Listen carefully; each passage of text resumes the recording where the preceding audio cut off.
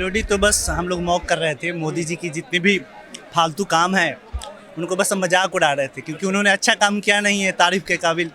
तो मजाक ही उड़ाने क्या काम कर रहे हैं हम उनका, और उनको क्या ही कर सकते हैं। आप कह रहे हैं कि अच्छा काम नहीं किया, कह रहे हैं कि हम विदेश नीति को मजबूत कर रहे हैं, वो अच्छा काम नहीं है। आप बताइए, ये जो घटिया सी चॉकलेट है इसको खिला करके विदेश नीति मजबूत होती है? अगर विदेश नीति मजबूत रहती तो भारत के इतनी मुश्किलें क्यों हो रही है? अब अमेरिका बता रहा है कहाँ से तेल खरीदा जाएगा, कहाँ से नहीं।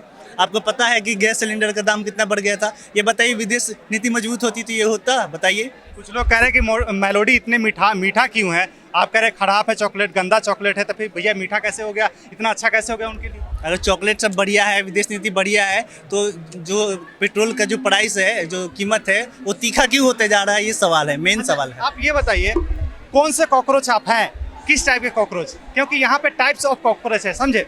कोई कह रहा है कि हम अंडा देने वाले कॉकरोच है, कोई कह रहा है कि हम दूध वाले कॉकरोच है, कोई कह रहा है कि हम डांस करने वाले कॉकरोच है, कोई कह रहा है कि हम रेंगने वाले कॉकरोच है, कोई कह रहा है कि मैं नॉर्मल कॉकरोच हूँ, कोई कह रहा है कि मैं गटर से निकल करके आया हूँ। हम कॉकरोच नहीं है, हम एक्टिविस्ट लोग हैं। और कॉकरोच सुप्रीम कोर्ट के जो जज ने जो इस्तेमाल किया था, वो काफ़ी घटिया शब्द इस्तेमाल किया था उन्होंने। हम उनकी निंदा करते हैं। रही बात तो कॉकरोच से जो उनका मतलब था, अगर बेरोजगार होना, छात्र होना, आरटीआई एक्टिविस्ट होना और डेमोक्रेटिक डिसेंट की आवाज़ उठाने वाला आदमी अगर कॉकरोच है, तो हम सब भी कॉकरोच हैं। अगर इस सिस्टम, भ्रष्ट सिस्टम के खिलाफ आवाज़ उठाना कॉकरोच कहलाना है, तो हम कॉकरोच कहलाना पसंद करेंगे। ये जो भ्रष्ट शब्द का आपने यूज किया है, ये अपने आप में एक बहुत भारी शब्द है। आपने भ्रष्ट क्यों कहा? क्योंकि कुछ नेतागण कहते हैं कि अभी तक जो ना सबसे अच्छा पार्टी भारतीय जनता पार्टी है, आप कह रहे हैं कि उसी को भ्रष्ट पार्टी है। आप देखिए, सबसे अच्छी पार्टी है, इसलिए सबसे अच्छी पार्टी है, सबसे प्योर पार्टी है, इसलिए भ्रष्टाचार हो रहा है। शिक्षा से लेकर के तमाम रोजगार के जो पेपर्स हैं, सरकारी एग्जाम्स हैं, वो सारे लीक हो जा रहे हैं, और नीट का पेपर लीक हो जा रहा है। तो ये कैसे सबसे बढ़िया पार्टी है? जी भ्रष्ट है, बिल्कुल भ्रष्ट है। नौकरशाही से लेकर के शिक्षा मंत्रालय तक सारी व्यवस्था पूरी की पूरी भ्रष्ट है, आप देख सकते हैं। मतलब पूरा सिस्टम भ्रष्ट है। आपको बिना पैसे की नौकरी नहीं मिलेगी, और जो भी नौकरी की जो एग्जाम्स हो रहे हैं वो लीक हो जा रहे हैं। नीट से लेकर के एनटीए, यूजीसी, नेट, सबका पेपर लीक हो जा रहा है। तो कोई, हम ये नहीं कह सकते कि भ्रष्टाचारी नहीं है। ये पूरी तरीके से भ्रष्टाचार में लिप्त है, भ्रष्टाचार में डूबी हुई सरकार है। अच्छा भाई साहब, आप ये बताइए, इन्होंने कहा पेपर लीक हो जा रही है, क्या पेपर लीक हो सकती है या लीक कराए जा रहे हैं?